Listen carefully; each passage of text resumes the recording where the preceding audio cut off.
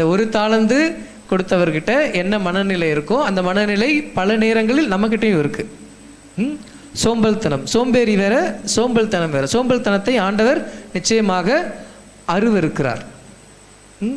சோம்பல்தனம்னா என்னது? சும்மாவே இருக்கிறது சோம்பல்தனமா? சும்மாவே இருக்கிறது சோம்பேறிகள். எந்த வேலையுமே செய்யாமல் சும்மாவே இருக்கிறது, வெறும் மொபைல் பார்த்துட்டு இருக்கிறது, சாப்பிட்டு தூங்குறது, அவங்க சோம்பேறிங்க. அவங்க எதுக்குமே உதவ மாட்டாங்க.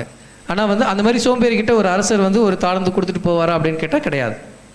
இவருக்கு இருந்தது சோம்பல்தனம். சோம்பல்தனம் அப்படின்னா எந்த நேரத்தில் எந்த வேலையை செய்யணும் அப்படின்றது கரெக்டாக தெரியும்.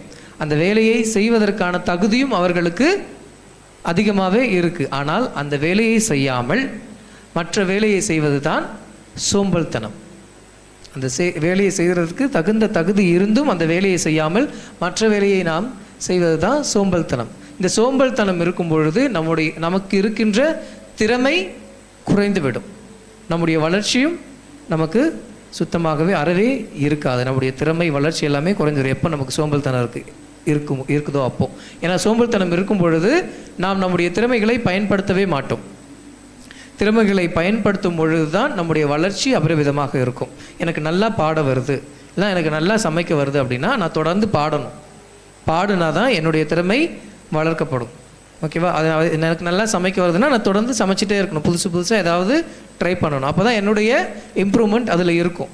இல்லை எனக்கு நல்லா பாட வருது, நான் எப்போயாவது சான்ஸ் கிடைக்கும்போது மட்டும் பாடிக்கிறேன் அப்படின்னு சொல்லிட்டு எதுவுமே ப்ராக்டிஸ் பண்ணாமல் ஏதாவது பெரிய ஈவெண்ட்டில் போய் நம்ம பாடணும் அப்படின்னா அங்கே போய் சொதக்க தான் செய்வோம்.